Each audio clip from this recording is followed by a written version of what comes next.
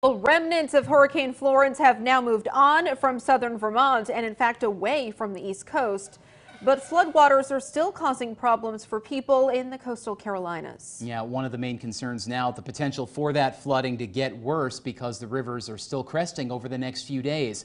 Local 22's Devin Bates spoke with the National Weather Service, and he joins us now in studio with more from them. Devin?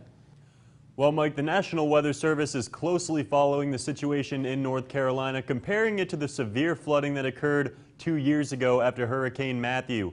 Earlier today, North Carolina Governor Roy Cooper urged residents to not return home yet. And when you look at the video coming out of the region, it's easy to understand why.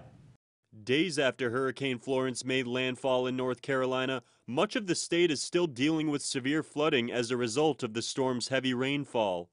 10.8 trillion gallons of water were dumped on the Carolinas from the storm, and soon areas that haven't had their rivers crest yet could see this water bring additional flooding. I caught up with National Weather Service Warning Coordination meteorologist Scott Whittier. All that water has to flow towards the coast. So you have places still near the North Carolina coast, and especially in South Carolina, the way to land slopes, that's still not going to see rivers crest for another 2-3 days, maybe not until Friday.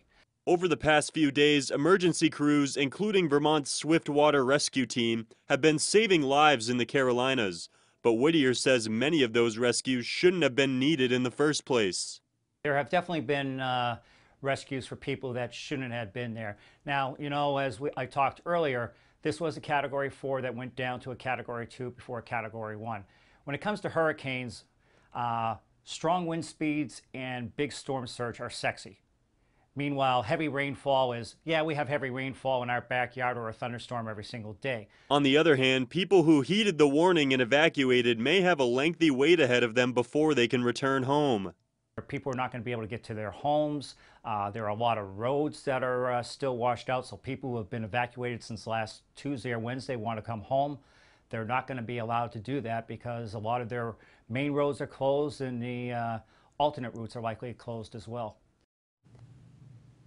The highest rainfall total coming from this storm was 34 inches in Swansboro, North Carolina. Our chief meteorologist, Sean Parker, pointed out the most ever recorded in Vermont was 11.53 inches after Tropical Storm Floyd in 1999. Just gives you some perspective on what these folks are dealing with in North Carolina. Live in studio, Devin Bates, Local 22 News.